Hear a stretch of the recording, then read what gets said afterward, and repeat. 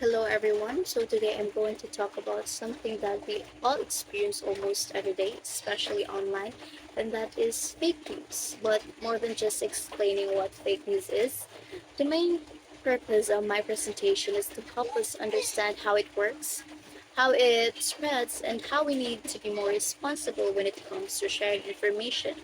Because the truth is, fake news is not just about wrong information, it can influence how people think, how people decide, and even how the society functions. And sometimes we don't even realize that we are already part of spreading it. So before I continue, let me present the objectives of my report. By the end of this presentation, we should be able to identify the three types of fake news, which are the disinformation, misinformation, and malinformation. And we would be able to understand the differences between each type, recognize real life examples of each, and apply this knowledge by becoming more critical and responsible in sharing the information. So those are my goals of my reports or my presentation. So as I explain each, I want you to reflect. Like, have I seen this before? Or maybe have I already shared something like this? Because this topic is not just about information, it is also about our actions. So, first, we have the disinformation.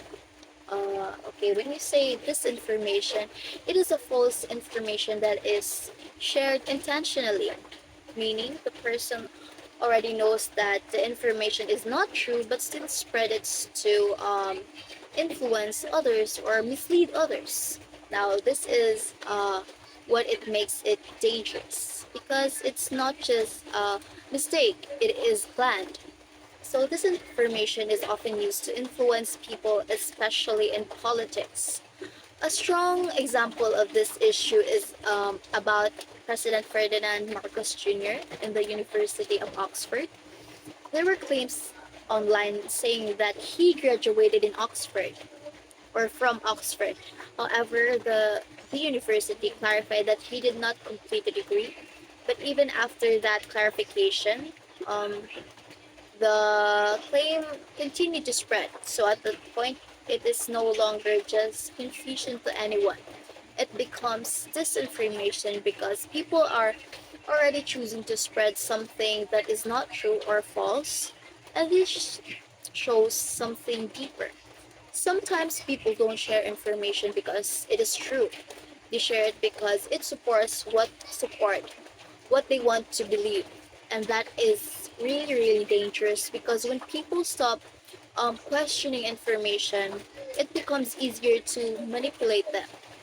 Now that now, um, not all fake news is intentional. Sometimes people spread false information without even realizing it. And that brings us to the second type, which is the misinformation. Misinformation is a false information but is shared without the intention to mislead.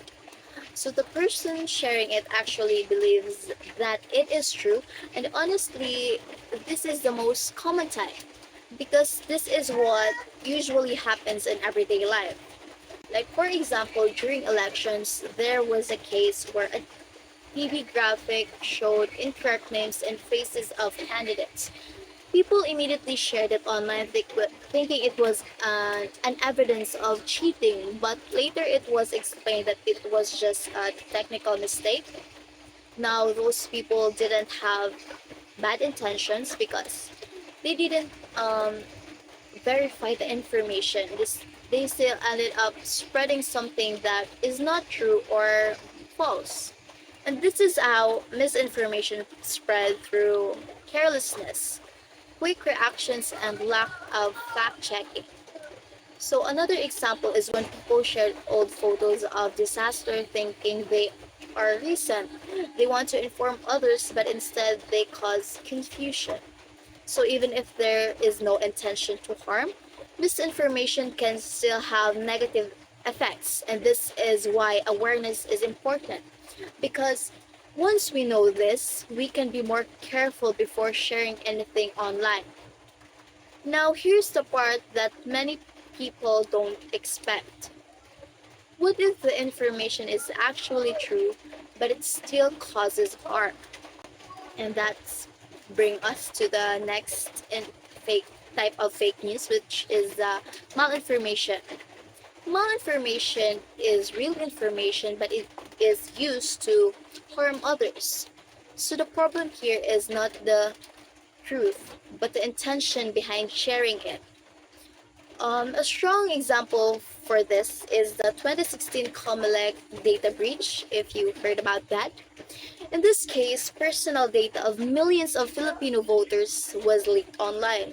That was 55 million based on my research. The information was real, but it was not meant to be public. And because it was exposed, people's privacy and safety were put at risk. Another example is leaking private messages, photos, or videos just to embarrass someone. Yes, they are real, but they are shared to them. And that's what makes it malinformation. So, this teaches us something important. Not everything true should be shared because information, even if it is true, can still hurt people who is used in the wrong way. So if you all look to the three types, disinformation is intentional, misinformation is unintentional, malinformation is harmful even if it's true. But they all have one thing in common. They affect people. They influence opinions. They create confusion. And sometimes they cause harm. And even if we really don't think about it, fake news is not just about information. It is about the behavior of that person or the people. It is about how we think or how we react and how we share. So let's be honest for a moment. How many times have we shared something without reading the full content or just based on the headline? Or because either everyone else was sharing, we all have done it in some point, and that shows how easy for us to become part of the problem without realizing it. Because of fake news, because fake news doesn't spread on its own, it spreads because people share it. So what can we do? Before sharing anything, we can ask, is this from a reliable source? Is this verified or the account that posted verified? Is this recent or outdated? And most importantly, do I really need to share this? Because sometimes choosing not to share is already helping. So, to end my presentation, fake news is not just about what is true and what is false. It is about how we choose to respond to the information we see every day. Because in today's digital world, information spreads first, but it only spreads because people choose to share it.